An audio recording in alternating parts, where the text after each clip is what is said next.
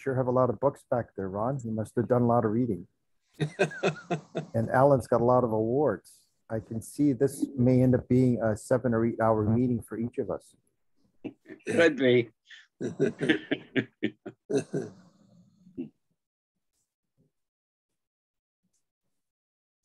You've got books and I got pictures of cars. So we all have different things excited, but I've done lots of reading. My bookcase is over here and in the other room.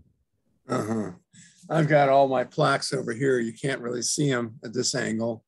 See if I turn my, oh yeah, there's all my plaques. I've got the same thing except in reverse. My plaques are here and my library's out there. Yeah, well, I've got some plaques up here too. So I can see we'd have quite an open house if we invited everyone to each other's house. Yep. It'd be like a seminar. On books, times have changed. I have a lot of books. I'm a baby boomer. I was brought up that books were the way to go. My millennial students laugh at me and they don't read books. They watch YouTube videos. Yes, the world's really changed. Yep. And it works just as well for them. I have a student who just finished his PhD dissertation defense using a very complicated M+ program. He didn't read any books. He just learned how to do all of the analyses using videos. Awesome. So it works for them. Well, Sivam, anytime you're ready, I can start off with announcements and get into the first guest is Ron. So I just couldn't help but notice I would have been too shy if I would have not said anything, and I'm definitely not shy. So I had to say something about the massive amount of books and plaques there. All right, give me 1 second, Joe. I have to set up something here. I'm just trying to get comfortable here. Should I put this pillow or not? I'll leave it over there. Okay.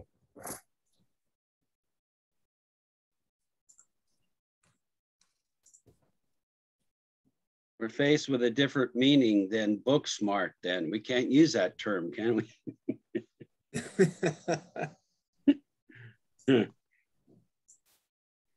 I can relate a lot to that. I love a good book. I love the tangible effects of a book, smell even. I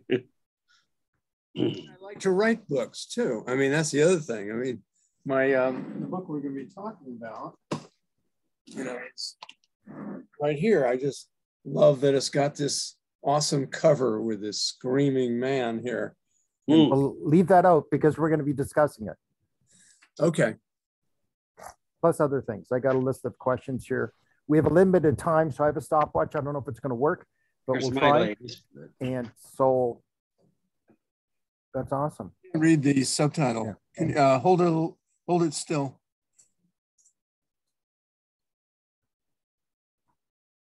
Okay.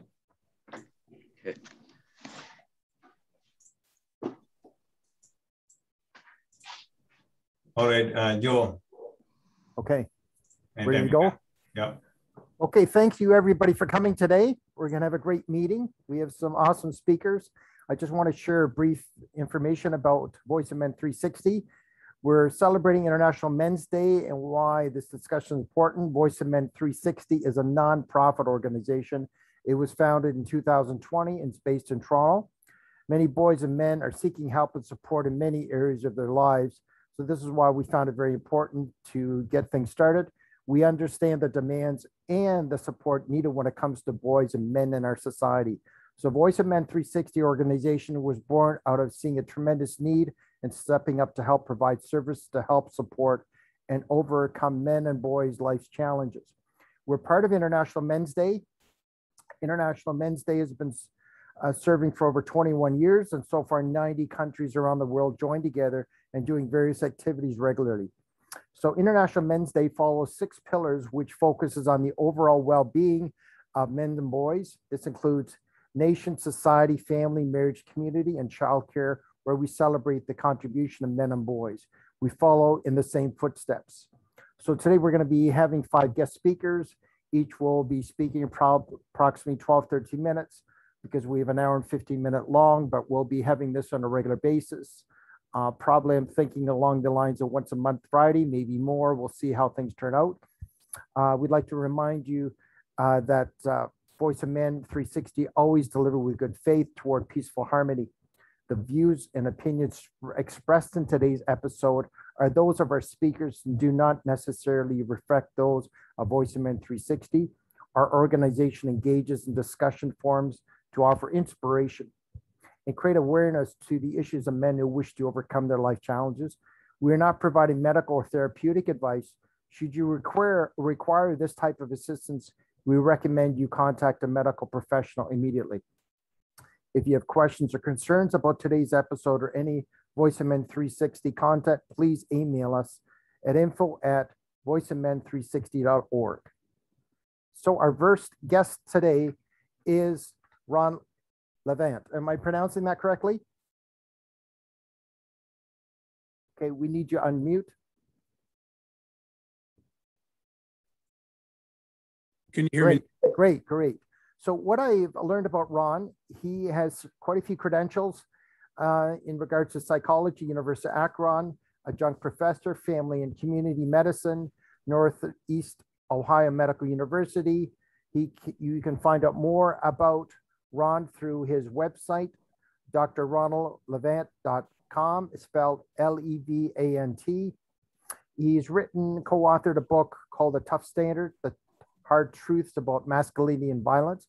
We'll talk briefly about it, but I'd like to just get to know you a little bit. Ron, tell us a little bit about yourself and what do you feel is the greatest threat to men and their masculinity from a Christian perspective in nowadays world? We talked briefly about books and young people are more into YouTube videos and other things, but from your perspective, let the audience see your book and get an idea so we can promote it properly.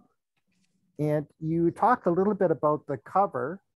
What does the cover show? And tell us a little bit to that question I just asked about men and their masculinity. What is threatening it today?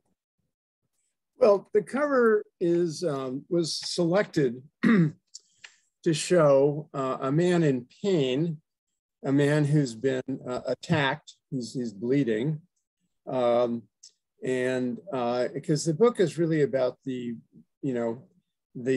central fact about violence, which is that the vast majority of physical violence, particularly including gun violence in the United States, and I can't speak about Canada, is committed by boys and men, around 90% when you look at crime, FBI crime stats. Yet the overwhelming majority of boys and men are not violent. So, the first thing about that is that violence is a low frequency behavior, so you would expect that. But you have to also ask the question, what is it that makes some men and boys prone to become violent? And particularly, this is of great interest here in the United States, where we have, on average, every single day, a mass shooting defined as 4 victims, not including the perpetrator. You think about that, every single day, on average, a mass shooting. So we've got a violence problem. I'm not a politician or a law enforcement person. I'm a psychologist and a scientist. So I approach it from trying to understand what it is about masculinity that predisposes some boys and men to commit these heinous acts. And that's really what the book tries to address. Very good. So I have not had the opportunity to read the book. Since we're dealing with 5 authors, I only had an opportunity to read some of the books to get an idea. So it looks fascinating. It sounds amazing. It sounds like your heart and passion is into it. Do you offer some particular solutions in terms of what's happened, is why this violence has occurred? Well, we first kind of start with evidence. Psychology is an evidence-based discipline, and I'm a psychological scientist. In fact, was considered in the Stanford University Elsevier database of the top 2% of scientists in the world. I was included in there. So awesome. I am a scientist. I'm recognized as such, and I've conducted research on the psychology of men and masculinity for about 40 years. So I've been in this business for a long time. just as a personal note, in psychology, we often talk about research being me-search, and why is masculinity so important to me? And I've recently disclosed that I'm a survivor of a trauma survivor, and I suffered bullying at the hands of other boys when I was a young boy, and I've have come to feel that basically I was victimized by masculinity. Nothing else than that. So there's a personal element to my interest in this area, but it's also a long career that I've been involved in studying men and masculinity. I developed one of the most widely used scales. Psychologists develop scales to measure, cognitions, emotions, behavior, and I've developed the scale, the Melville Norms Inventory, that's gone through multiple revisions. It's considered one of the strongest scales measuring the beliefs about how boys and men should think, feel, and behave, and more importantly, about how they should not think, feel, and behave. So that's kind of the background to it. That's really fascinating. I really believe there's no such thing as coincidences. In my own personal life, not to go in long detail, but I can relate to all of that. Mm-hmm. So I'm just wondering, have you developed some coping skills and tools that men can use to overcome trauma and bullying? And what would you say the role the media has played in influencing the role of a Christian male in today's society? Because obviously things have changed in terms of bullying being recognized before, now, and before it wasn't. It was a big thing for kids to be bullied. Yeah, when I grew up in the 40s and 50s, I'm a pre-boomer actually, and it wasn't much talked about. It just happened, and as a boy, you were just told suck it up, or yeah. I hope you give as good as you got. That was my dad's go-to. Mm-hmm. Yeah. Be tough. That was the message. And as a boy, at 10 years of age, I joined the YMCA, started lifting weights, took a boxing class. That was all, from my point of view, was in the interest of simply survival. When I could kind of walk down a street and 5 or 6 boys would yell anti-Semitic slurs at me and jump me, I figured I had to be prepared to defend myself. So, that's my story. I'm open about it because, I have survived. I've, succeeded in life. I'm a emeritus professor of psychology at a great university, the University of Akron. But not all boys are, as lucky, as I am to kind of have gone through that. In terms of what we found, and I wrote this book with one of my graduate students, Shana Pryor, who's a bright young scholar coming up through the ranks. And what we found was that that men who feel ashamed of themselves, boys and men who feel ashamed of themselves for not meeting these standards of masculinity, are the ones who are most prone to commit violent acts. And what was interesting is we found evidence for this across 5 social scientific disciplines, all of which use different theoretical frameworks, different ways of studying the phenomena, different measures and things of that nature. We found it in psychology, sociology, cultural anthropology, criminology, and social work. So, I don't know how much you know about academia, but the joke about us is that we kind of only talk to ourselves. We kind of live in these silos, and it's mostly true, but we went outside of our comfort zone and kind of looked at journals and related kind of kindred disciplines, and we found the same thing. So that kind of convinced us that we were onto something, but it even gets better than that. So we were studying violence, and with a particular focus on gun violence. And, you cannot conduct an experiment that leads to violence. Obviously, it would be unethical. It might even be criminal. So you have to use proxies, So when you're trying to study violence, what do you essentially study? Well, you study self-reports, people saying, I was violent at a particular time. you use scales that measure things that are related to violence, like aggression or hostility, or you use proxy variables like punching a punching bag. So, you know, it's kind of indirect, but found as I went out into the real world and see if there's any anecdotal evidence that this notion of men who feel ashamed of themselves because they don't measure up is related to gun violence. And I found this anecdotal evidence. It's the best we could do. There are three sources. One is a database of school shooters. We've had, as you're probably aware, pretty much an epidemic of school shootings in the United States, Columbine being among the most well-known. And a psychologist, Peter Langman, has put together a searchable database of all the records that he could find on school shooters. So these include school records, health records, court records, as well as the shooter's own writings, you know, manifestos and diaries and videos and things of that nature. And I searched that database for masculinity and came up with 16 hits. And I read the records. And in all of these cases, I found evidence that these were boys, mostly, it might have been young men like 18, felt ashamed of themselves for not meeting up to these standards of masculinity. I also looked at murder-suicides. This is a phenomenon where a shooter kills a bunch of people and then kills himself.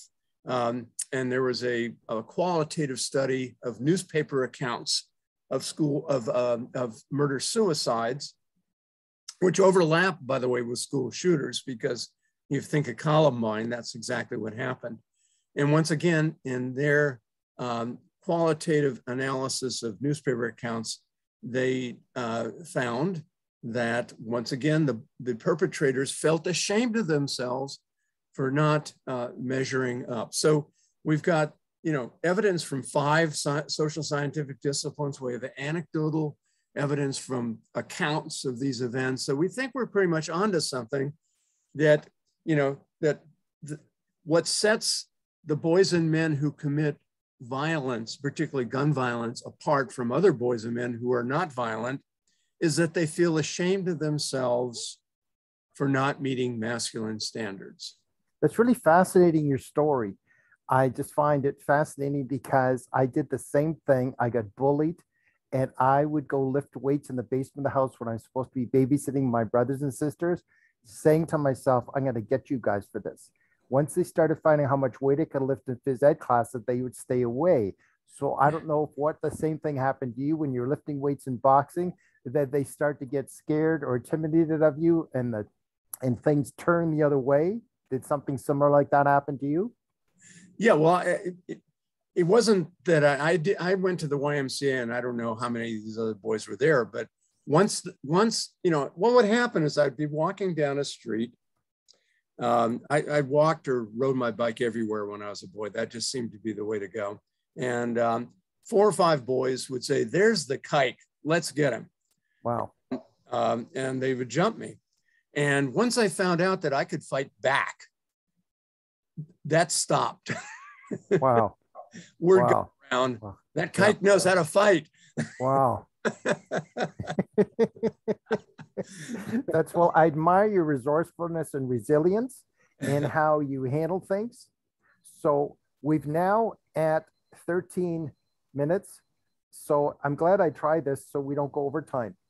Now, can I stop it? Okay, stop the beeping. Okay, there we go. So I have another question that I prepared.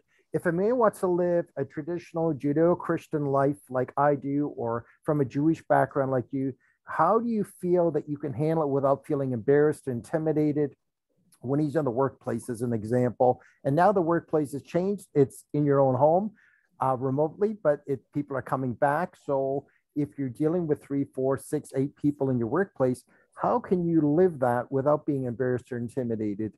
And I'm assuming that you've obtained an arsenal of ideas to handle that. I don't quite understand your question. What is it that you're... How can you live a traditional Judeo-Christian family life, or in your case, Jewish life, without feeling embarrassed or intimidated when you're in your workplace? I didn't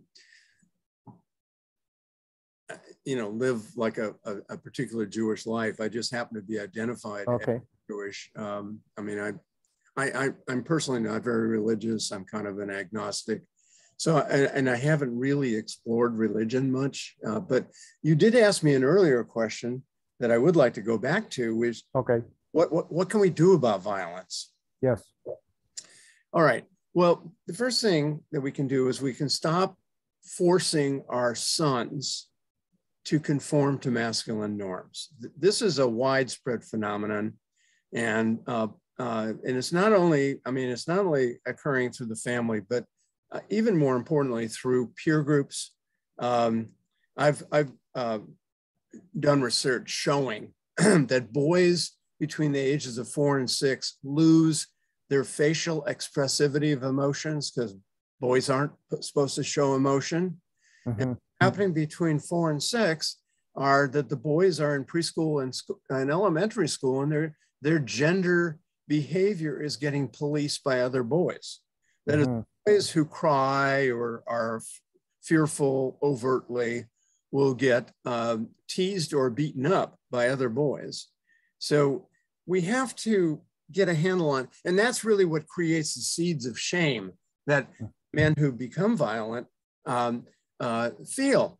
They learned in their childhood that they weren't sufficiently masculine, and they go, and I've counseled adult men in their 40s and 50s who still feel ashamed that happened in their childhood. A man who was the father of 5 children felt ashamed that he backed down from a fight in high school. Another man was ashamed of the fact that he had a crush on another boy in junior high school, middle school. A lot of men bear these secret shames that kind of come from violating the masculine code. And, and now that we've linked that with the potential for violence, it's important we address it. And I think the best way to address it is to allow boys to be who they are. If you take toughness, for example, that's kind of one of a masculine behavior, and you have a scale of toughness. There's actually a scale of aggression. You give it to 1,000 boys, you're going to find a wide distribution of scores from very high to very low. If your son happens to be very low in toughness and you force him to be tough, think of the harm you're doing to his personality. You're making us aware of some great things that a lot of us are not aware of. And I greatly appreciate that, because I came from the background as well that don't cry. Big boys don't cry, keep it inside. And that can cause a lot of major issues. So I appreciate that you being one of our guests today and making us aware of these things. And it sounds like you've done a massive amount of research. So we'd love to have you come on board again when we're continuing doing this author circle.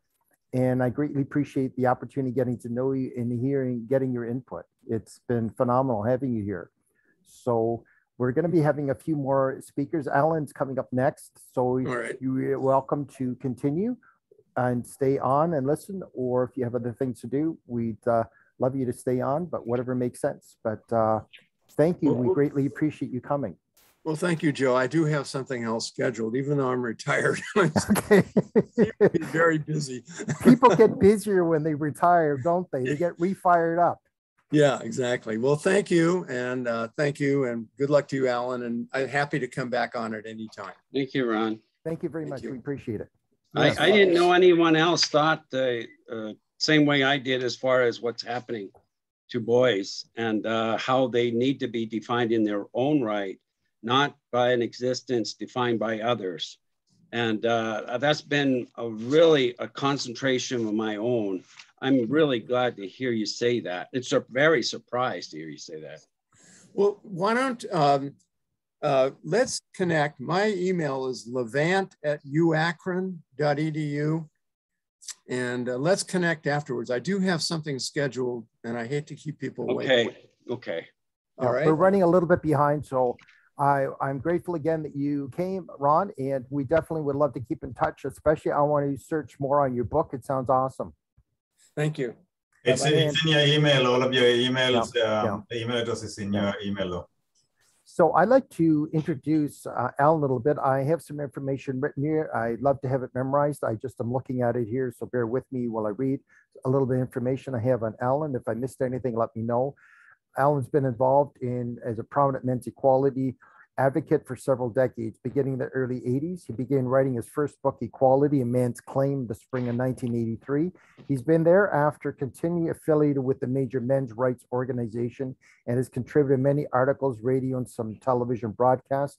His work includes research conducted through his graduate and doctoral coursework and knowledge acquired through his independent studies and colleague associations and as a university professor. He headed the group Men and Fathers for Justice, which still exists in virtual form through Facebook, where he also heads the men's group Equality. He's the author of 3 books addressing men's equality concerns. His most recent book that we saw a little while ago, A Flaw from Within, How Women's Higher Status Defies Equal Justice, Violates Men, and Destroys Society, is available through Amazon. So I'm grateful that Alan's here. Oh, there's a copy of the book. We just pull it back a little bit so you can see the full book. Yeah. There, that looks better. Okay. And what is that on the cover of it? It shows a black widow spider, and it's kind of like hidden, but oh, I see it now. Okay. Yeah. Okay. Okay. What is the meaning of having the black widow spider there? It shows a flaw from within, how women's higher status defies equal justice, violates men, and destroys society. And this flaw from within is chivalry, and how that's come out. And the feminist effort has built upon that platform or that premise. So that book just was published recently? Fairly so, yes, in 2017. Okay. So I've got a few questions I want to ask you. How would you say the role of a traditional male figure has changed over the centuries? And how would you say it is now in North America, the traditional male figure? Well, the traditional male figure, if you're going to call it that, hasn't changed. Men have, and I like Ronald, I disagree with the premise of having that standard for men, because they, from boyhood, they're groomed to be a certain way, and they cannot be allowed in any way to be themselves. And this is a big premise of mine. As far as your question about traditional masculinity or manhood, that's a problem, because it does not allow a boy to form in his own right. And that part earlier about Ron explaining around 4 years old, sometimes give or take a few months, that's how things work, of course, in development. But I can even remember back to my own boyhood and how I had 2 sisters, and how I was treated a little different. Starting out, I'm thinking, well, am I not loved equal to my sisters? Mm-hmm. And that's really how it came about. And then it progressively got worse to where I had to be a boy and act like a boy. And then it became, oh, you have to be a man. And it was a horrible feeling to be left in a different world where you couldn't be yourself, and you had to meet this standard that was forced upon you in who you were by others. And I don't like putting all the blame on men for violence, because there's been studies that show women are just as violent, if not more, than our men. But men are trained, groomed from boyhood, to take it, and they don't complain. That's a big issue as a part of this whole picture. Mm-hmm. And I should bring up right now the fact that there was a recent study at Harvard by Murray Strauss, who is the guru in psychology. and anthropology as well. And it found that 70% of all domestic violence is caused by women and initiated by women. And also, as I think most of us know, to kind of emphasize violence in women is that lesbians are the most violent of all couples. And we need to keep this in mind. And then, yes, we have to be careful in how we define masculinity, because we should be allowing men to form in their own right, and an existence that comes from them being who they are within. Mhm. And boy, it seems like there's a lot of people that have a problem with this. In fact, I was on a show earlier and we were talking about this very thing, and how there's like two camps. One, it's like feminists or denouncing manhood or masculinity, I should say, and showing it's toxic and all this garbage. Well, some of it is toxic, but when we look at women, a lot of their behavior and the way they treat men is very toxic too. In fact, nowadays it's more so. We have to look not at that as being the reference for men or the way to go. And we have to also condemn the traditional masculinity that's being forced down our throats still by, like, the tradcons, traditional conservative people. I think you're familiar with that term.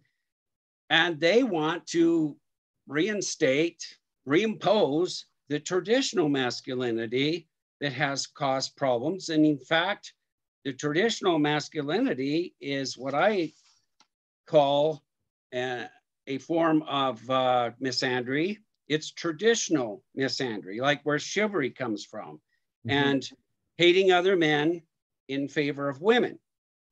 And that's where I got the idea originally, before even feminism was really kicking off. And in the title of my book, Equality of Man's Claim, it shows a woman on a pedestal with men at her feet and men serving her. Well, that's also what we have to fight against. So we've got traditional misandry, chivalry, and then we've got the modern version of feminism. Well, you have some fascinating ideas, especially bringing up about violence. A lot of people have the conception that it's only the men that are violent, but you're bringing up that's totally contradictory to that notion that women have a part to play in the violence that occurs. It's not totally the man that's at fault. So it's quite fascinating what you're bringing up to make us aware of things that many people have. I guess there's a myth that you're breaking. It's all man's fault. He's the one that's violent. He's the one that's causing things. And you're definitely helping us to understand that that is not the case. Absolutely. And that's been my my efforts and trumpet blowing for quite a few decades, but you won't get to this truth. And in fact, I don't call it even my opinion or belief. I base everything in truth and knowledge. And we just aren't allowed to see it or prevented from its access even.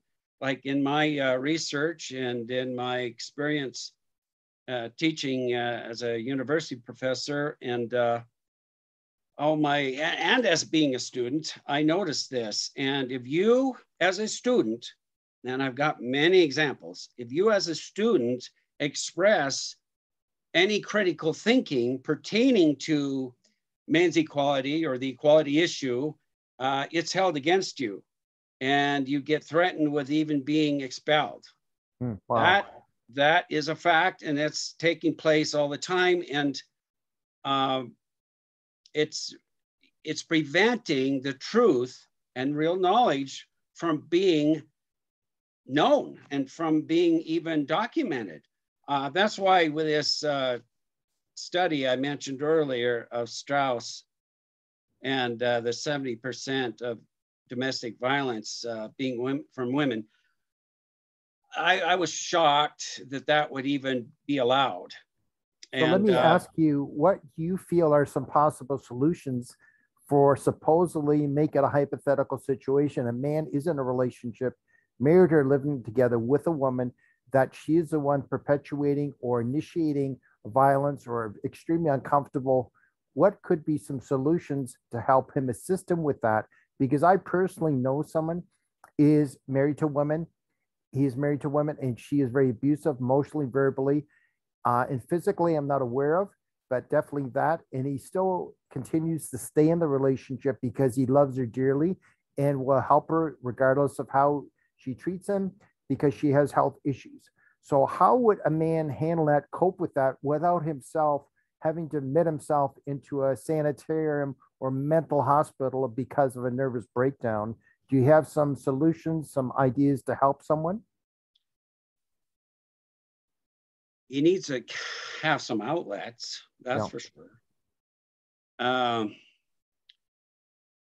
I think having someone who's a friend of both of them, who is possibly a professional, would be very helpful. Kind of like a referee or someone that can look at both sides, or maybe not look at both sides, which is important, of course, but be able to, I guess, lessen the blows. But when it comes to a certain point, I don't know the case you're talking about, of course, but his love is keeping him enslaved. And he's also, maybe, I don't know, like I said, I don't know the case, but he's probably been devalued, and where he is afraid to be alone too. This happens a lot. Men become quite insecure and they're dominated by certain women, and they feel like maybe they're right, that I am not good enough compared to you. I'm a lower value, but I'm glad that you have me and you can tolerate my lesser value and that you don't want someone else. This is sad, but it's very true and very prevalent, especially within our society now that's dictated by women and feminism. You're bringing up some very fascinating points. And I think just like from my business background, to be able to solve an issue, we need to be aware that there's a problem. And these are issues you're bringing up that many of us are not aware of. And we've been stuck in thinking that it's only the man that's initiating the violence, that's initiating the issue. And contrary to our thinking, you brought up something that is quite fascinating, helping us to realize that there are some disturbing things happening from the other end of the spectrum, from the female. And doesn't mean that we can't do anything. We need to do something that is a positive contribution. And I appreciate you making us aware of this. And the book sounds amazing. I definitely need to look into that further. And I'm really impressed with the work you've done. And it's amazing that I could get you to connect with Ron. It's amazing how you meet people in the most unlikely places. I encourage you to go to Men's Equality, my site. And I'm also on YouTube. I've got the Men's Equality there, and Alan Lee Millard on Twitter. But I really stress and drive myself to be an educator and to create awareness. Once we create awareness, then people will be able to see from within themselves the fallacies that we're being taught and groomed and conditioned by. And we don't get the truth. We don't get real knowledge, even in our colleges and universities, which is a travesty. It's like our country's or society's brain cancer. And these tumors have to be removed. Well, I'm really grateful that God created you to help remove those tumors so we can live healthy lives when it comes to emotional connection with other people. So that's quite vital. to live just a life that is so beaten up is very sad. So I'm glad you can help us become aware of that so we can end up researching and do what we can to improve the quality of our lives with each other. So I'm very grateful you're here. And I look forward to the opportunity of having you come again as a guest. It's been amazingly informative. So thank you again for coming today. And you're welcome to stay on unless you need to go. When our next guest, I just was told, somehow has a challenge making it here on time, Jerome, who's actually the initiator of the International Men's Day. So hopefully you can come on later, but we've got Dave Rogers waiting here in our waiting room, in the green room, I'll call it. So he's written an amazing book. I've already read half of it. So thanks again for coming, Alan. You're welcome to sit in. And Dave's there smiling, Thank so you. he must be having a happy day today. Every day above ground's a happy day there, Joe. Okay, I'm glad to hear it. And so let me flip to my intro for Dave Rogers. And to tell you a little bit, some of it's basically written down here and some from my own. I'm going to make my own input. Dave Rogers is a global mentor, international advisor, author of Get 20 Vision, past president of Asia, professional speaker. He's an investor, social entrepreneur, mental health advocate. And I can basically see I'm now halfway through your book, believe it or not. If I didn't have some other things to do, I would have read the whole thing.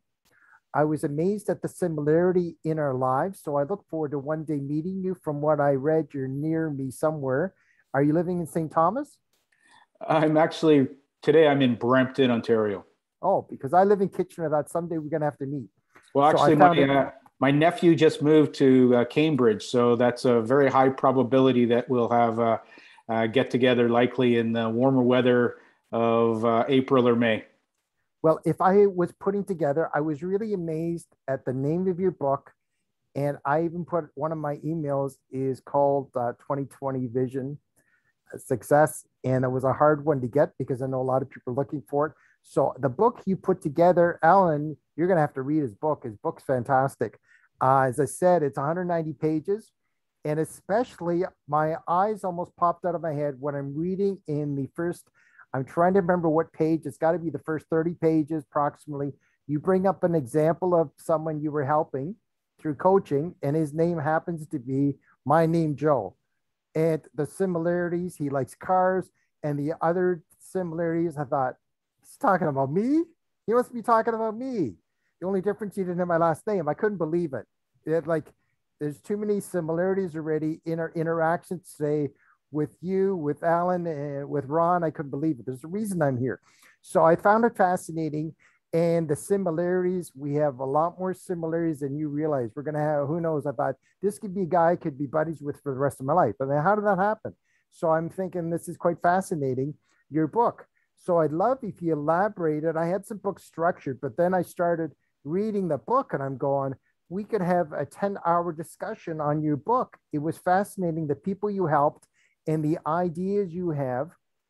So I'd love to hear what motivated you to put that book together, because you've overcome some heavy duty things starting with trauma. So I'm trying to keep everybody's talk brief because we're already over time already, believe it or not. It's we could have an hour to 2 hours for each one of you. I can see that. So give me a little input on that. Well, first of all, thank you very much, Joe, for being here, and Alan being part of Voice of Men 360 International Men's Week. Thank you so very much. It's a real honor and pleasure to share the virtual world with you. I'm from Canada, raised in a very competitive sport environment of ice hockey and lacrosse. Being of half Asian and half Caucasian, I went through quite a bit of racial discrimination growing up. That toughened me up, that built up resilience. Experiences as a bully and being bullied. So many of the experiences I had as a child, which were rather tough and vibrant, they left some traumas. And as a curious being in the last, particularly since I had some major emotional pops in my 20s while working in finance in Japan, and seeing men double my age, triple my age, having breakdowns, I got very curious into the worlds of trauma, depression, insomnia, for myself and for others. And it's been an area that while I was in finance and I was bond trader and I traveled around primarily in Asia in the finance industry, had immense amount of stress that at times it came close to taking me.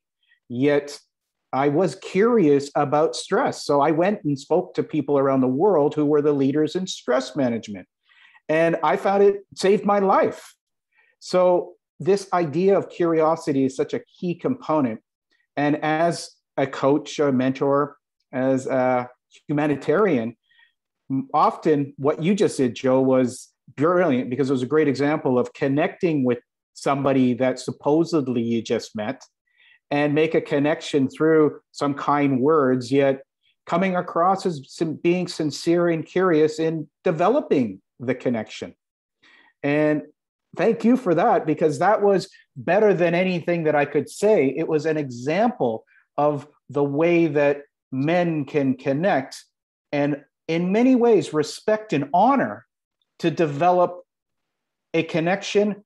I like to actually look at it a little bit more spiritual, that it's a cord. We are coming together here. There is a reason we're here that's much more bright and fantastic than our minds can perhaps handle. Yet that is, again, part of the spiritual journey that has led me to be an author, be involved in programs in about over 100 countries, and do things that really kindle the spirit. And I'm talking now planting trees, being involved in orphanages, being able to listen and help the elderly, because we're all one. That's very fascinating what you're bringing up. So I can tell that your heart is in the right place, and it's amazing how we're in a position to help others with their issues if we've been able to overcome our own, and that you really focus what you can do to search out experts to help you, to help yourself, to when they help others. And that's the big issue I've learned in my life, going back in my childhood, is men are not supposed to express feelings or emotions. And I really came to terms with that more so the last couple of years when I watched the Mr. Rogers video, Deep Actually Move, in the movie theater, played by Tom Hanks. Absolutely. I thought he was stupid and silly and effeminate when I was a kid. I didn't use those words, but I didn't watch it at all. Now I look at Mr. Rogers as an extremely smart man. He was a Presbyterian minister and knew what the word love meant. And as a child, I did not know. So I can just tell, because I analyze people by their eyes, their body language. I don't care what comes out of their mouth. I care how they respond with their body language. So I can see that you're a man of action and sincere and genuine what you've done. And as I said, I meant what I said. I loved your book. I was reading it. And there's so many similarities between you and I. If I brought it up, it'd be too personal. Actually, Right I'd love you to pick out one, because again, I like being interviewed. Like, I also love interviewing others. So what would be the one thing that sort of triggered for you? Because that's the beauty of writing, is what it triggers in people.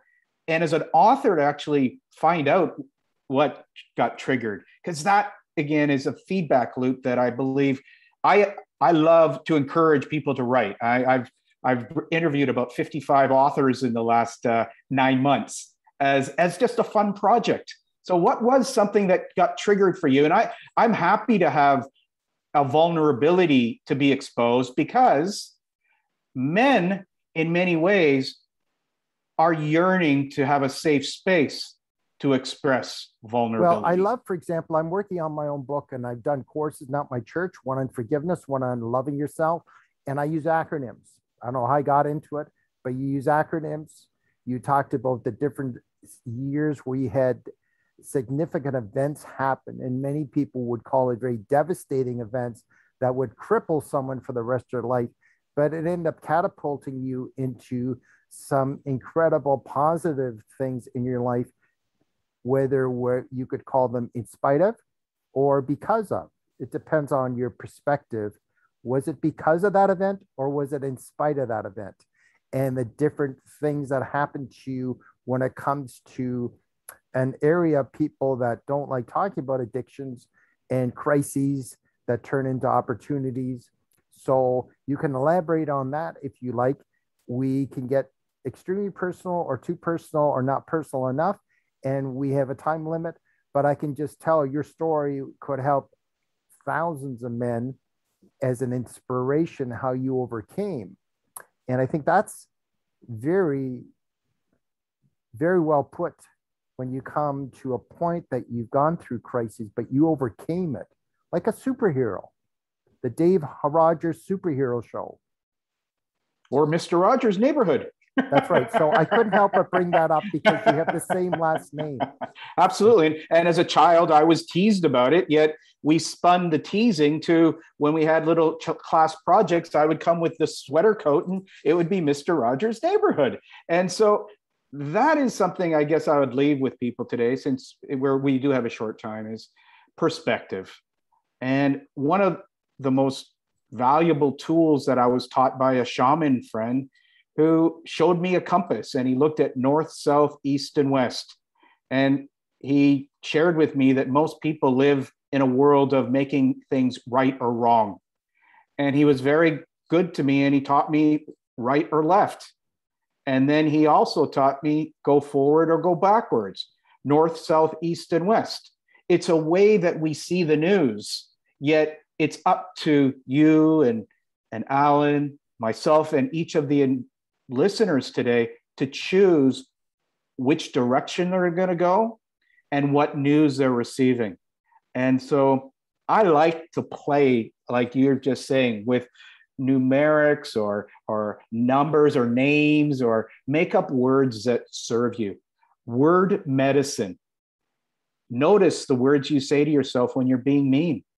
And I like to use this as a recipe. You have a recipe for happiness, a recipe for sadness, a recipe for trauma, and you can change them. And you can take some ingredients and mix them up to have a tasty meal, and you can have a delicious day. And it's up to you. We can turn the trauma into a triumph in our life. Actually, the term that I think I talk about in the book, it's trauma into drama, or tragic into magic. I like that. And who's the magician in your life? And so if you stay stuck in a trauma, I want you to hear that I have compassion for an experience that happened.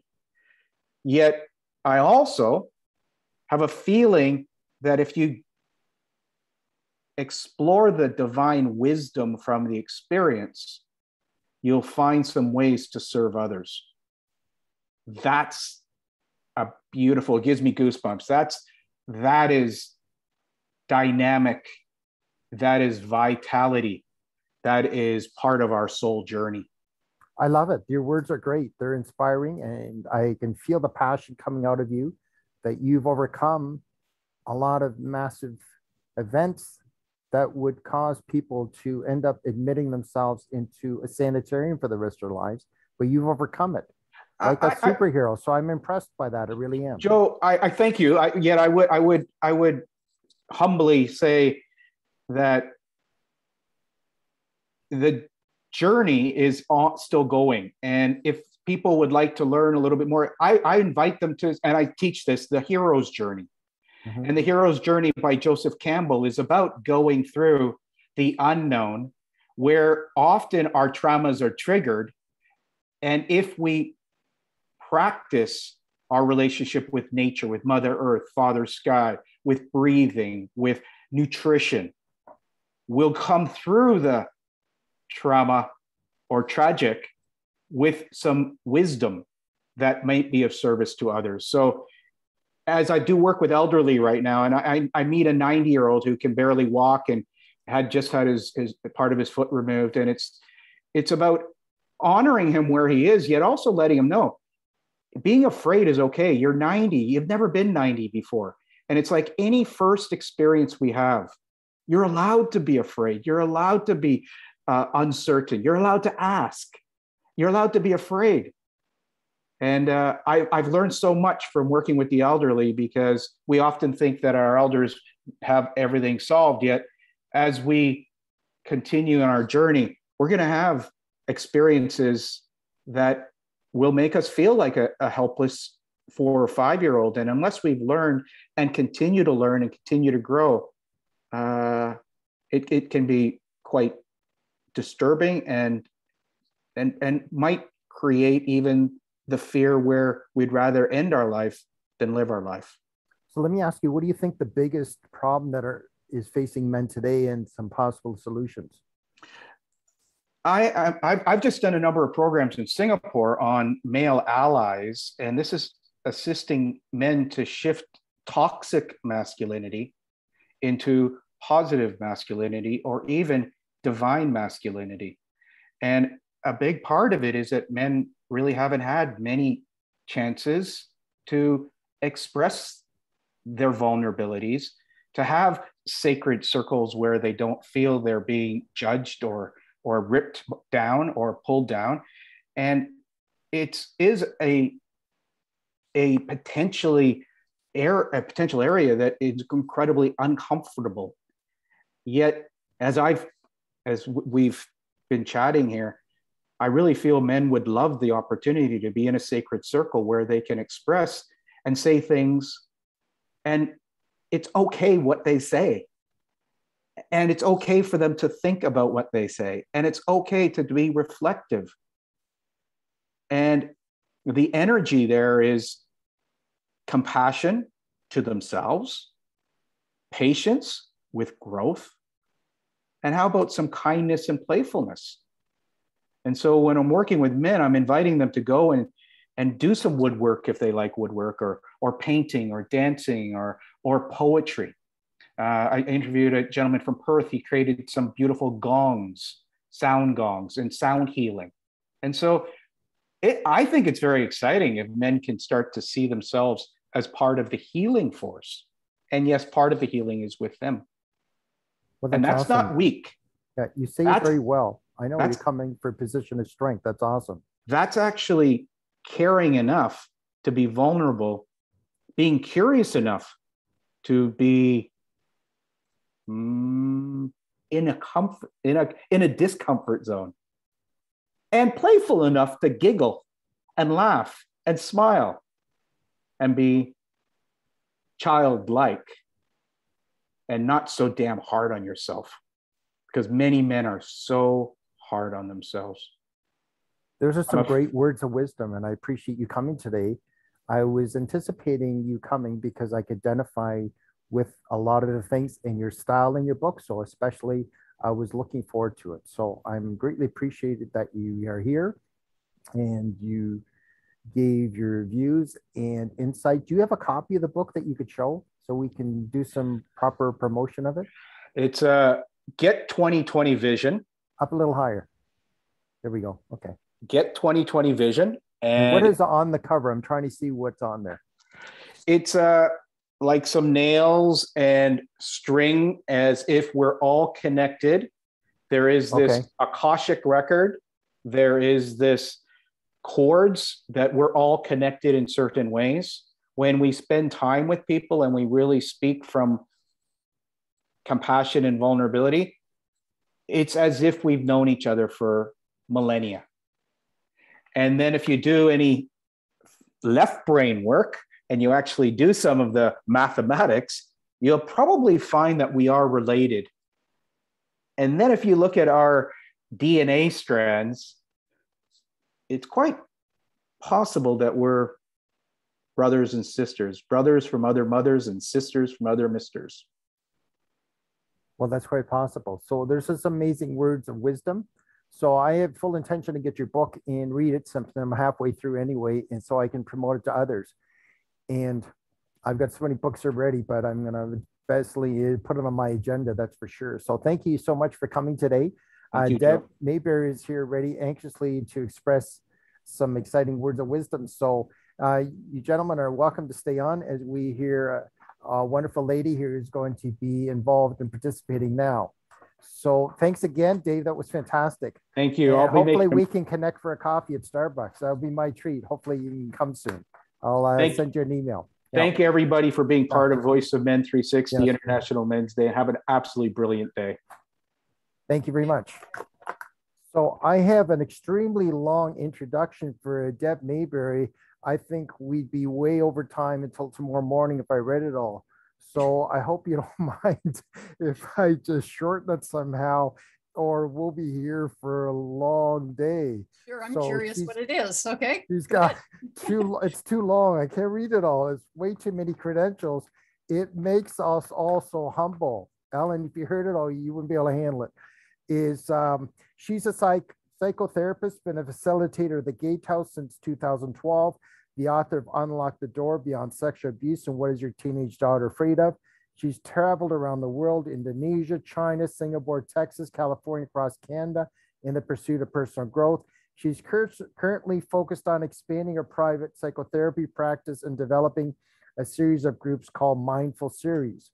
There's lots more I could mention, and I'll leave that for her to give us a little more insight. But I've got a few questions I put together, but I'd like to find out a little bit about her one book that just came out, or the most recent one, and that was, do I have it correct? Unlock the Door Behind Sexual Abuse? Yeah. Yes, okay. It came out in 2013, actually, so it's around 8 years old, but yeah, Unlock the Door Beyond Sexual Abuse. So let me ask you, what do you see as the most important thing a victim of sexual abuse can do to help themselves recover? Well, my goodness, you know, I think the first thing is it would be the acceptance that something has happened. A lot of time people suppress themselves, numb the feelings, the experience, try not to think about it. And it shows up in other areas of their life as a result of that. You know, alcoholism, poor relationships, depression, anxiety. So it's really important to just, this sounds simple, but it's not for a lot of people, is to accept that it has happened and then to find a voice. So to find somebody that can hold that space for you or with you, that will listen to you, whether that's, you know, it can be a friend that you've never told, as long as that's safe. It can be a therapist, it can be group therapy, it can be a variety of things. But the first step is to somehow establish that voice to say, this happened, and I know that it's having an impact on my life. So what motivated you to write that particular book? Well, it's a kind of interesting, crazy story in so many ways. I mean, I was violated as a child, and I thought I sort of had that under control. It wasn't showing up significantly in my life. And then when I was doing a lot of personal development in a variety of areas.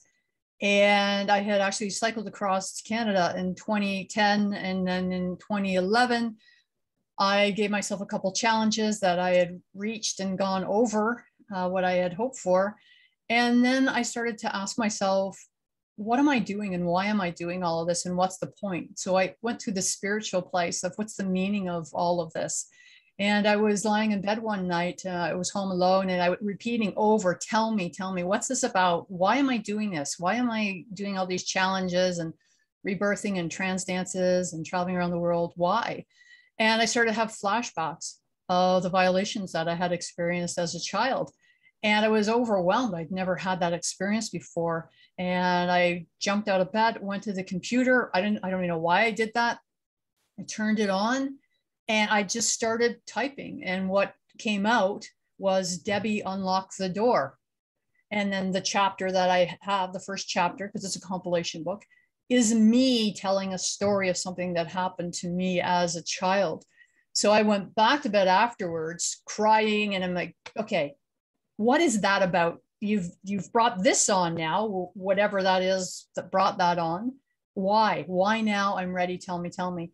And I started to have a download. I grabbed my little black book by my bedstand, and I started to write. And it was like a download of writing this book. It was going to be a compilation book, the type of people that were going to be in it, sharing their stories to help others heal, help others open, and talk about, or at least read, help others realize that they're not alone in the sexual violations that happened as a child. And I would interview people that are in different points of their healing journey and experience. So it was literally a download. It came to me that night, and it wasn't something like, oh, that's an idea. It was like, no, there's no choice. You are doing that. So I just set out to do that. I admire the fact that you were able to face the pain and look for solutions and asking the questions, why is this happening? What do I need to do? And that now you started writing out, as you called it, download the information, download it on PDF in your black book. So you're now in a position of strength to be able to help others. And I can just tell the way you talked about it, not you did it so calm instead of still pain. I can see you've overcome a lot. You're in a very good position to be able to help others through their situation. So I admire, respect that you've been able to face it and be in a position of power and strength to help someone along instead of wondering what to do. I admire, respect that. That's an awesome position to be in. So would you say the gender of the sexual abuse is more male, female? What is your experience that you've discovered? Well, first of all, thank you for your kind words in saying that. And I believe that we all go through this acceptance, integrating all that's happened, and then serving. And I think by the time I had this download, I was very much in a position of service in my life. So the book is, it's made up of a variety of people. Do you have a copy of the book? We can I have it. Yeah, that way we can promote it properly. Up a little bit higher or move further away. Just move a little further away and up. Yeah, so I'm trying to make out what the picture is. It's quite an interesting picture you have on there. Is that you in there? It's so fun. No, it's not me. In either or position. I wanted to create a cover that really spoke to people in a variety of ways. Some people think the big person is the protector, the light, walk into the light. Some people think it's the bad guy or the perpetrator or woman, right? And some people think the little person is either a male or female or androgynous. They were both made to be androgynous because, sexual abuse impacts all genders. And some people think it's a key, like a lock to the key, like the little person's the inside of the old type of keys, the old homes. So, it represents different things to different people. Walk into the light, walk away from the darkness. I've heard all kinds of different interpretations of what that means. So within the book, I didn't set out to interview any type of individual. There was no intention there. I knew that the way it downloaded to me what I needed to do, the type of questions just downloaded that night. I just wrote down everything that I knew I had to ask. I knew that people would follow, and that's what happened. So there are a variety of interviews with men and women, different ages. I think the youngest person that contributed was around 14 or 15, my niece. And the eldest was a lot older than that, probably in her 70s.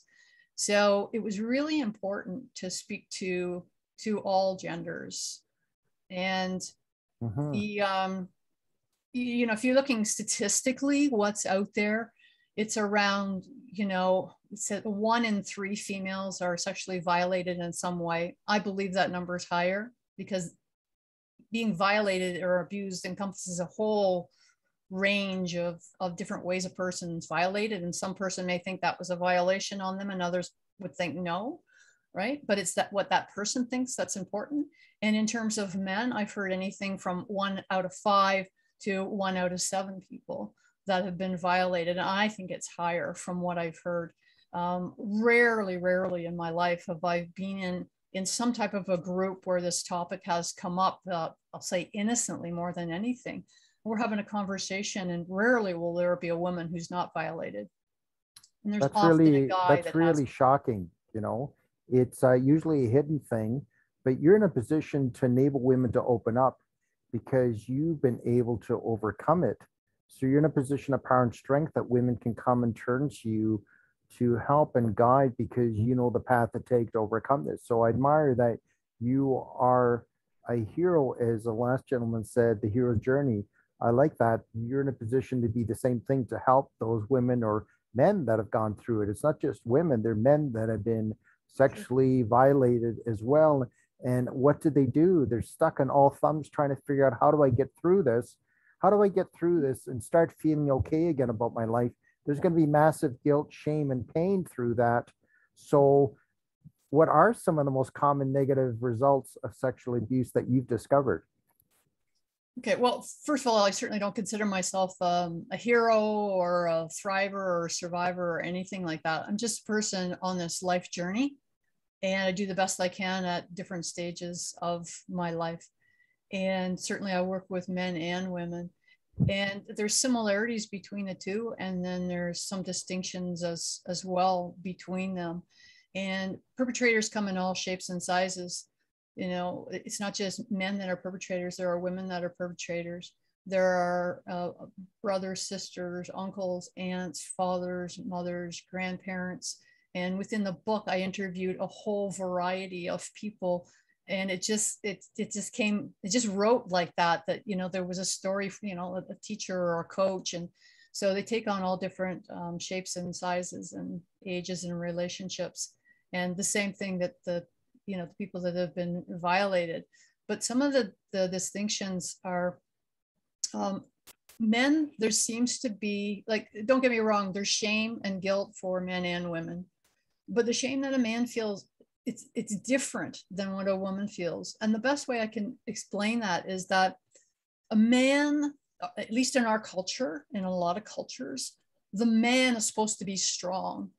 The man is supposed to be in control. He's supposed to be a leader, a guide. He's supposed to do all this and more. And there's so much pressure on him. And to admit that as a man that you've been sexually violated, there's a lot of shame around that. And often a man's body will respond in a pleasurable way when he's violated as a child. And there's shame around that. And a woman's body can respond that way too. But it seems that to me, with the people I've talked to, there's more of that with men. And there's a lot of shame in that. And should be no shame in that. Whatever happened to you as a child, as a young person, is never your fault. You're never responsible for that. And if your body did respond, it's because it's designed to respond to certain types of stimulation. Mm-hmm. Yes. Yeah. And it doesn't mean that, as an older person and understanding that was abuse, that was a violation. So that older person is seeing it as an adult, right? I mean, you're responsible for your healing, but you're not responsible at all for what happened to you as the child, because a child doesn't have the words to articulate, to understand, or in so many cases to say stop.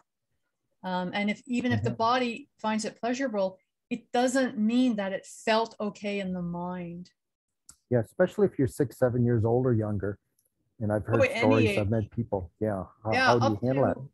You know what? Listen, I know men now that were violated 13, 14, 15, because there's a hierarchy of strength, a hierarchy of emotional power over somebody. There's the stature, there's the coach that you respect, and all of a sudden this is worked in. And a huge example of that is somebody like Theo Fleury. Those types of people that things happen to, and that they were manipulated. And a child doesn't have the capacity to talk their way out of that a lot of time. The reaction is either fight, right? And they can't. They're weaker physically, right? Flee. A lot of the times you can't flee out of those situations, right? And freeze. And freeze is the number one thing that happens to somebody when they're sexually violated. When an adult take advantage of a child that's 4, 5, 6, 10 years old, they're in no position to be able to fight that. So how long would you say it would usually take a victim of sexual abuse to start feeling better again about their life? Or what would the process look like, would you say? Okay, well, I mean, again, there's so much variety. The oldest person I've worked with was 79 years old. So that was a whole life of hiding and layers of things going on. The youngest person, because I don't work with children, the youngest person was 19 years old. So she was in a really good position to get a hold of something that had ended just a few years previous to that. So it takes, it can take a shorter period of time or a really long period of time. It depends what somebody's idea is of healing, because you're never going to forget what happened, but you can eliminate the charges around it. So that emotional component. And that's what I work with people around, is opening up, articulating what's going on, in their lives at that time, figuring out how it's impacted them, setting some goals to how they do want to feel. What feeling do they want to get rid of? What feelings don't they have that they want? So it looks different for different people. Some people come in, and they just talk. I just needed to get it out and say it because I've never even spoken those words, and they feel better by just speaking it. And other people then, the open Pandora's box, because it's already knocking really loud in your life, right? And then they start to open it, and then it takes time to address all those different areas of your life, the psychology, the social, the physical, the sexual, spiritual, the family, different areas of your life, how it's impacted it. So you start to unravel those.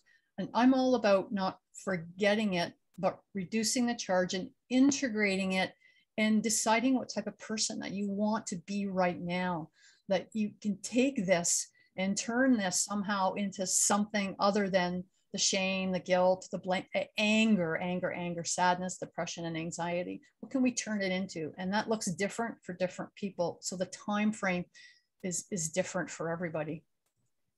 Well, I'm impressed that you want to help people and turn the bad situations into something good and help them heal through that, every situation. And I'm glad that you're flexible, because every person is different. I've discovered that myself. Some people like talking a lot. Some people are not able to open up.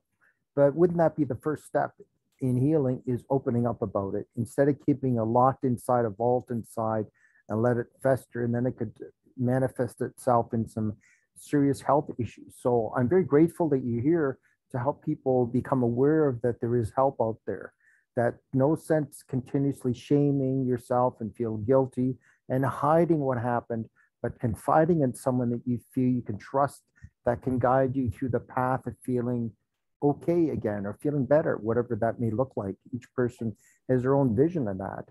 So you are located in Canada, from what I recall as well, correct? Yes, I'm in Ontario. Okay, so is there something that you could mention to people how we can reach you? Your book would have that information, I'm assuming. I know we have that, but people are going to be watching this whenever they watch this being recorded. So is there something that you can mention, an email or a way of contacting you? Yeah, for sure. My email address is deb@debmaybury.com. It's just my name. My website is debmayburytherapy.com. Can you spell your last name? I have it here, but it sounds good when you say it. Sure. Maybury, Maybury. Okay, so all your other contact information would be there. So it's kept confidential for them. They can contact you and you can see about reaching out to them and assisting them. Yeah, for sure. And basically, because I am a psychotherapist in Ontario, primarily work with people in Ontario, which is unfortunate. I do coaching in other areas around the world, but primarily I can only work with people who are in Ontario right now, or there's some hoops we have to jump through. It's complicated, but if you really feel that that you'd like to speak to me, reach out. We'll have a conversation, and I can discuss that in more depth with them at that time. What part of Ontario are you in? I'm in Brampton right now. Okay. So yeah, and I'm not seeing people. It's all online. Everything that I'm doing right now is all online because of the nature of the environment right now for safety. Right. Well, thank you so much for coming today. It was awesome having you here and expressing a topic that for many people is very difficult for them to hear or even understand, comprehend, or even relate to, or even understand, even have a remote clue how to help someone. So it's great having someone that is in a position that is able to help people through this kind of subject. So thank you for coming here. And we have a next guest is actually the founder of the Men's Day. So if you'd like to stay, Deb, we'd love to have you. If you have either patients and people to see and things to do, we're okay with that too. We respect having you here. It's awesome having a nice lady here to grace our presence. So I'm thank you greatly so much. appreciate you were here. Yeah, thank you so much for having me today. I appreciate the opportunity to have this conversation. And all the best of luck. I will check out because I do have an appointment. Good, good. Okay, Take thanks care. again for coming. You're welcome. Bye-bye. Okay, Jerome, I need to take a minute break and I'll be back and you can prepare what you want to say. I'll be back in about a minute, 2 minutes. No problem, right?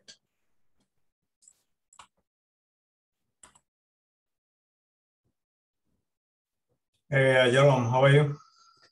Yes, Imam, I'm okay. I just very hectic. So it's actually live on Facebook. So let's chart, you know, what's going on and actually coming up tomorrow and, you know, probably the day after, a couple of days. I just want to share a couple of things, you know, because of the week-long celebration though. So that's what we have. Let me share.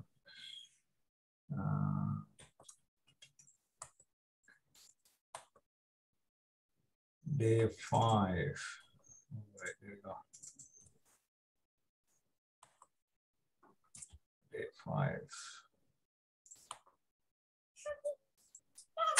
All right, here we go. Day 5, day 5. We have share.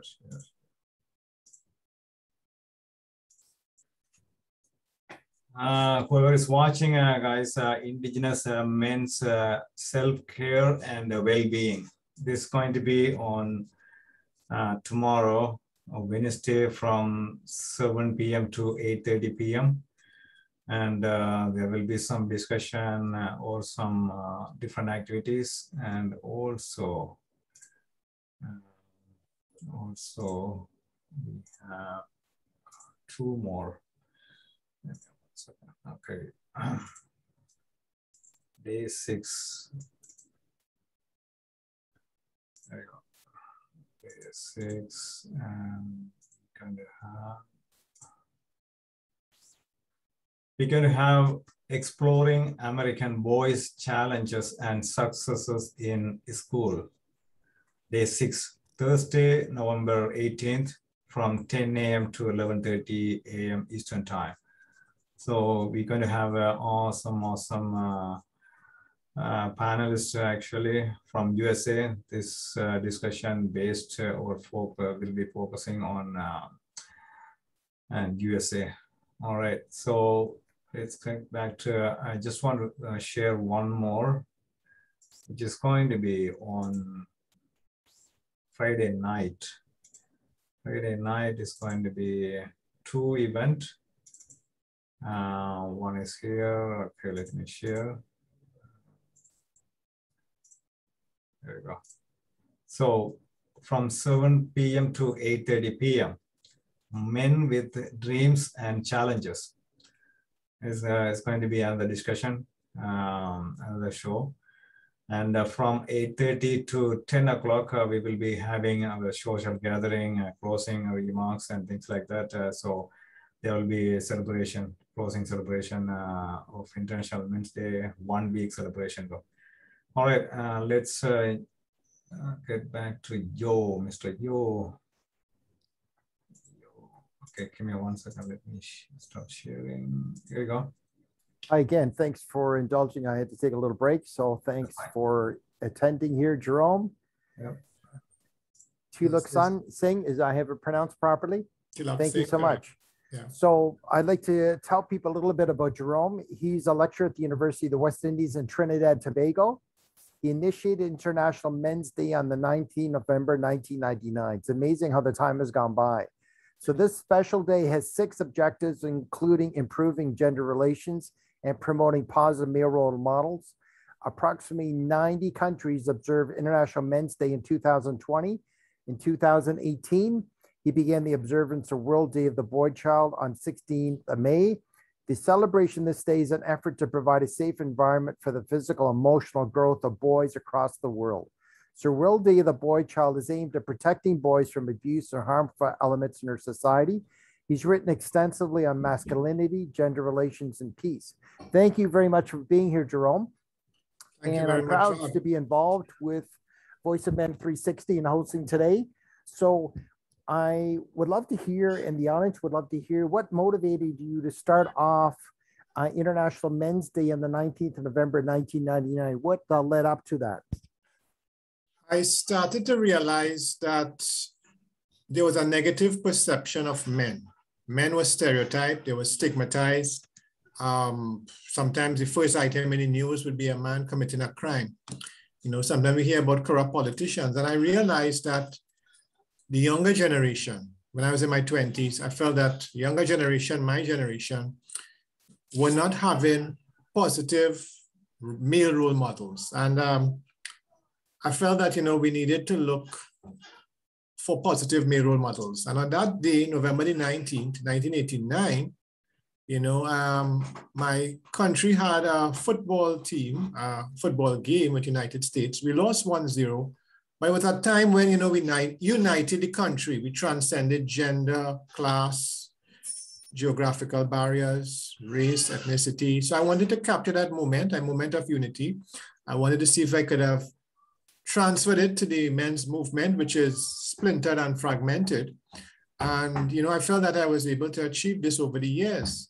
But a major reason why I chose the day was it's the date of my dad's birthday. And I wanted to send a message to people that you could find your positive male role model within your family. Joe, you might have good stories about a grandparent, your dad, an uncle, a nephew, a male teacher from your secondary school, your college, university. And many of these stories about our good men are often hidden. So I wanted International Men's Day to be one of positivity, one where we could share good stories, empower men, support men, help men, you know. So I'm really glad that Voice of Men 360 has been, you know, spreading the message in Canada and abroad. Well, thank you very much for attending today. What do you feel the value of men have today in the role of the families in today's environment, which is continuously changing? I think that the value that men have within a family is that men play an important role in providing direction, leadership, providing that stable force. You know, a lot of times our men are emasculated. Sometimes the children, the wife, the girlfriend, the partner in the family might embarrass them, intimidate them, might even physically attack them. So I think that the value of men is often not appreciated, or that value is undervalued, you know. So there has been a swing from where men were in a prominent position, you know, from historical days of hunter-gatherer, and now we see them sidelined, marginalized. So I think this is where we are at now. I'm trying to, you know, uplift the men, improve that image. Well, that's very good. Well, I admire, respect the fact that you're willing to not just talk about making a difference, but you're actually taking action. And so someone had to step up, just like Martin Luther King Jr. had to step up. Someone had to step up instead of just saying someone else would do it. What can one person do? Look what Mother Teresa did. Look what Martin Luther King Jr. did. Look what John Kennedy did. One person can definitely make a difference, rather than thinking, oh, who am I? I can't make much of a difference. So the role of the family of men is changing. What do you feel that the role of anger plays in the role of a family? How does anger in men influence the dynamics of the family now? What would you say? You could repeat that a bit? What do you feel the role does? What role does anger in men play in the role of a family? The role of anger? Yeah. I think that you brought up a very good word, Joe, because for the past decade, you would have known the word toxic masculinity. And anytime, you know, we hear the term toxic masculinity, we talk about anger as a negative emotion. But I will tell you and the viewers something. I get angry. And of course, I control my anger. I wouldn't just go on a rampage. And over the years, I have faced discrimination, just like everybody else. I'm in no special privileged position. I have faced discrimination. I have been denied promotion at my university, you know. So I have faced problems that I feel anger and I express anger. And a lot of times people use that term toxic masculinity, but they don't understand that men, like animals and other human beings, we have to express our emotions. So a lot of times we hear about, oh, men should cry, men should, you know, show more empathy. But anger is also an emotion, and we need to express that anger, and we need to find an outlet. I have, over the years, spoken with some sportsmen, and they have told me, a few boxers said that they were very angry as teenagers, and they went into boxing or they went into wrestling, you know, to get rid of that anger, to channel that anger. And I think this is what, you know, we need to try to do. We need to try to find an outlet for that anger. It could be something peaceful like yoga or meditation, but we could also find a useful way to transfer that anger. I really admire the positive spin you put on it, because if I would have asked that from the wrong person, they might have gotten angry. So, so I really appreciate that you have put a positive spin on it. For those of us that are Christian brothers, even God got angry in the Bible. So I think it's okay to be angry, but what do you do with that anger? It needs to be expressed. As I mentioned to a previous guest speaker, you weren't on, but I talked about Mr. Rogers and the children's show, and he focused on that it's okay for children to express their feelings. But if you come from an environment of childhood where you're told not to express your feelings are suppressed. As a boy, oh, boys don't cry. Keep that to yourself. And I've learned through many years that that can cause stomach ulcers, cancers, all sorts of health issues when you suppress your feelings, especially feelings that can be construed as negative, but they can lead to positive things because you're expressing them. But some men have taken guns and go shoot people at McDonald's or school, which is a negative way of handling your anger. There must be a positive way to venting that and handling it. And so it's quite fascinating is how the role of men are perceived in different areas, such as family. And what about a family where there's an absent father, where it's a single mother and there's no man as a role model, and you've got a little boy 3 or 4 years old or 5 years, and you've got a girl that's 3 or 4 or 6 years old, and there's no father. So the mother is playing the father and the mother. How do we handle those kind of family dynamics and turn something that can be perceived as negative into something that's a positive? How can we turn that around, as I usually like saying, how can we turn it around in the negative and transform it to positive? You seem like a pretty optimistic, positive transformer. I think it's a question that you brought up here that is relevant not just for 2021, but it has been with us for a long time. In history, Joe, you and your viewers will know that during World War I and II, there were many homes that were single parent because the men died during the wars, you know, and not just World War I and II, but even in ancient civilizations when the men were fighters and protectors of the tribe. And in today's world, if a woman wants a male influence, a positive male influence, she could get that influence, maybe seeking a male teacher, getting that male teacher more involved, maybe carrying that son to a gym and getting a gym instructor, you know, to be that role model for that boy. Again, going to the gym might be a way to channel some of his hurt into weightlifting or exercise. And I feel that some mothers should also try to get into the Scouting Association. You know, Scouts is big in Canada and across the world, and Scouting provides a nice learning environment and good role models. So I think that the mother, that single mother, has options, you know, and the single mother has to also remember too, she doesn't even have to go if there isn't a Scout movement nearby or a gym. A good uncle, a nephew, you know, a brother, that mother might have a brother who might be willing to play cricket or soccer or baseball with that boy in evenings, or learn to fly a kite, you know. Mm-hmm. I love the way how you answer your questions. It's turns it into a positive in this country. I'm not sure other countries, they have what they call big brothers, where the boy would have an older role model, a male to look to as guidance. And so there's boundaries, of course, in place. So I'm grateful that you're here providing your input so we can look what we can for positive role models as coaches.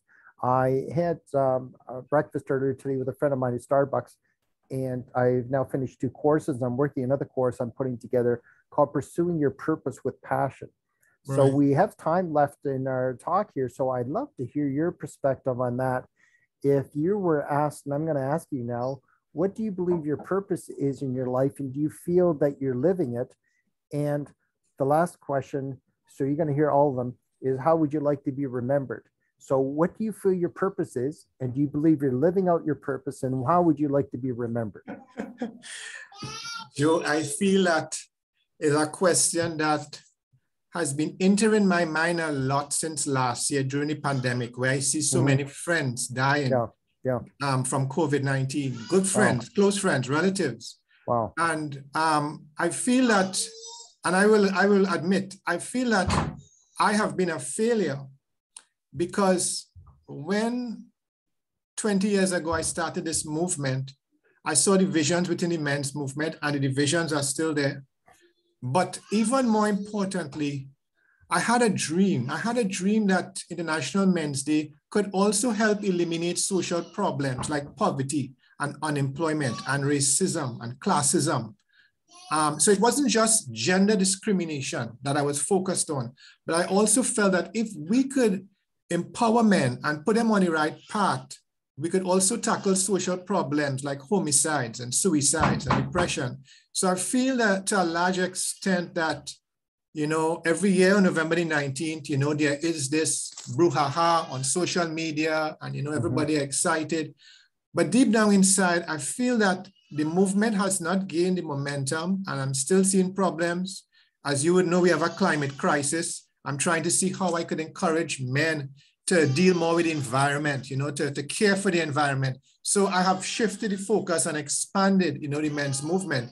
You know, it's very difficult to, and why I see I'm a failure too is that sometimes the own men criticize the men's movement. I have men criticizing International Men's Day, so I have to handle feminists, and I also have to handle the male critics, you know. It's a double blow. Yeah. But I think if I want to be remembered, to answer your last question, if I want to be remembered, I want to be remembered of someone who didn't give up, someone who kept on going despite setbacks, despite failures, you know, so I could inspire somebody. I didn't achieve anything, you know, I don't have any trophies or medals to show off and say, well, this is my legacy. I didn't break any records. I didn't break any Olympic records. But I just want people to know that Jerome Deluxing was not somebody who sat back and watched the world. Jerome Deluxing was somebody who went after the problems, but he never succeeded in eradicating or eliminating problems, but he kept on trying. I love that idea. It reminds you of the speech that Winston Churchill gave in World War II, is never, never, never, never give up. He kept repeating it.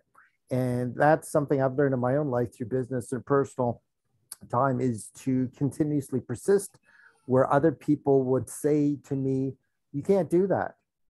Well, when someone tells me I can't do something that I am determined to do, a fire starts burning inside of me. So I'm grateful that I'm participating in this group, because a men's group and men's ministry from my Christian background is near and dear to my heart. I led men's ministry at a church several years ago of 1,000 for 7 years, so I can see what transformations can take place. And now I'm involved in a men's group and looking to start another one. Men getting together and sharing what's really going on and being honest with each other is very powerful. It's like therapy, even better, because you're talking to another man, can understand another man, hopefully. So I greatly appreciate that you being here and starting off this movement. So you can count me in.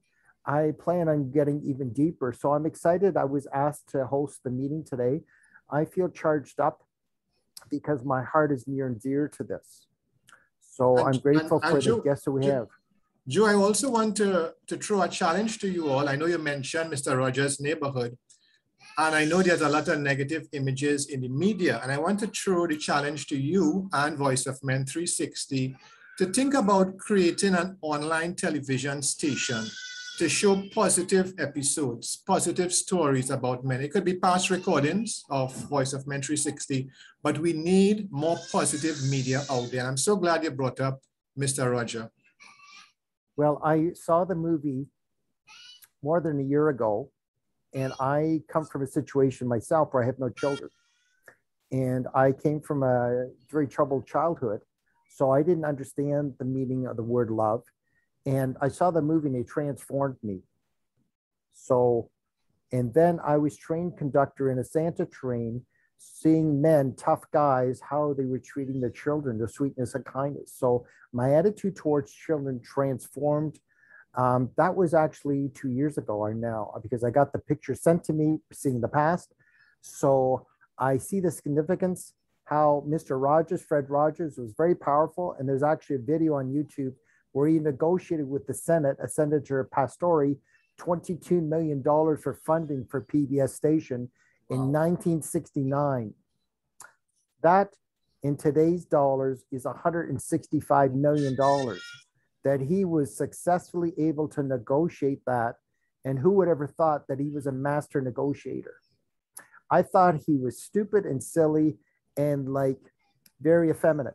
I was very wrong as a child. He was very smart. He is a great role model to follow as a leader, how to treat others and children. So I couldn't help but bring that up because I actually yesterday ordered the DVD. So I'm going to watch it again.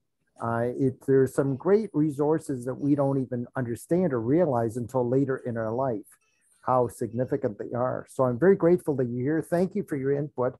And I'd just like to make a few announcements. As many Canadians know, the Indigenous communities are in a big crisis. They need our help and support. So we are stepping up and we have a donation drive for Indigenous families. So if you have any used clothes, dry food items, please let us know. We'll collect them. You can call us at 416-356-7414, 437-889-8329, or info@voiceofmen.360.org. If we are able to put that up on the screen anywhere, then people can see it. So we're celebrating our second observance of International Men's Day, a week-long celebration from Saturday, November 13th to Friday, November 19th. So each day we'll have a 90-minute show with a variety of different activities. It'll be live on Facebook and YouTube. Please join and support us. So on day 5, Wednesday, November 17th, Indigenous Men's Self-Care and Wellbeing. It will be from 7 to 8:30 p.m. We have a few live shows. Open Up, Share Your Personal Journey. It's on Sunday at 10 a.m. Tamil Live Talk Show Sunday at 8 a.m. Monthly webinar first Saturday of every month at 10:30 Eastern Standard Time. Monthly special show, The Unspoken Tears. Second Saturday every month from 10 a.m. to 11. It'll be focused on domestic violence against men. We have a South Asian men's show, third Sunday of every month. Podcasts, all of the shows available on 6 platforms, including iPhone, Google Play. Monthly men's group meeting only for men by men every 2 weeks on Tuesdays from 6 to 7:30. And Pass the Talking Stick, Indigenous peer-to-peer support group, 4th Friday of every month. We have no shortage of shows happening. And so if you know someone that would be an excellent guest speaker or you yourself are interested, please let us know. Our email again is info@voiceofmen360.org. We'd love to hear from you. I'm grateful for all the guest speakers today. I'm very grateful for Sivam for being president of Voice of Men 360 is here and him inviting me to be a part of this. We'll be looking to have further groups of this nature of the Circle of Authors. We'll post you on the exact dates. I'm looking along the idea of once a month on a Friday. We may have it more. We'll be looking forward to having everyone participate. This is being recorded today, so you can pass it on to people that you know. Thanks again for showing up, participating. We definitely hope that you have a wonderful, terrific Tuesday. This is Tuesday. Feels like Wednesday, but it's Tuesday. So I know Sivan wants to say something. He's smiling very big there. Thank you, Yo. Actually, I'm glad. Thank you. I really appreciate that you took initiative, and also, you accept my request to host this show. I really appreciate that. And yes, we heard a lot of different discussion or different information from each one of the authors. So we will be continuing this show, and we will let you guys know. Yes, stick around. We will have more show to finish it up a week-long celebration from tomorrow and day after tomorrow too. So Wednesday, Thursday, Friday. So we have 3 more days. So until November 19th. All right. Okay. Thank you. Thank you. Thank you. Take care. Thanks. Bye. Thanks a lot. God bless everyone.